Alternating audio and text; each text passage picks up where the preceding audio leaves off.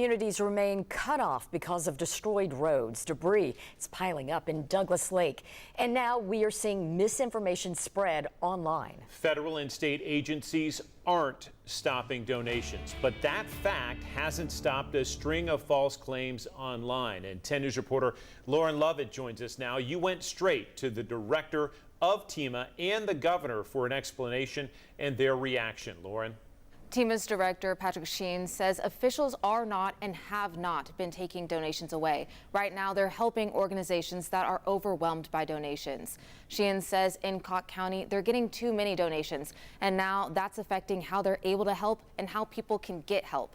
He says these rumors around government officials taking supplies is absolutely untrue. When we spoke to Governor Bill Lee today, he agreed. Be very cautious about misinformation. The government is not taking resources. If it doesn't seem to make sense, then it's probably not happening. TEMA had asked people to hold off on donating items that have not been requested. That was in order to locate and rescue over 100 Tennesseans that were missing. Sheen says the volunteer spirit is great, but people will continue to need help. Right now, donors need to listen to leaders.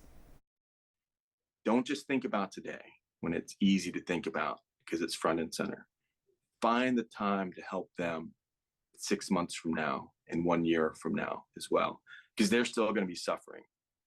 They're still going to be heartbroken of the loss they've faced, and they're still going to be trying to rebuild as they get on with their lives, and they'll need help then.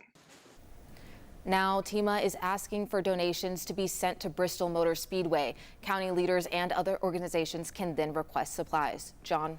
Lauren, thank you. And the TBI also issuing a new warning about disaster scams. They want you to alert them if you see price gouging or any charity scams. If you have a tip or concerns, they want to hear from you at that number, 1-800-TBI-FIND.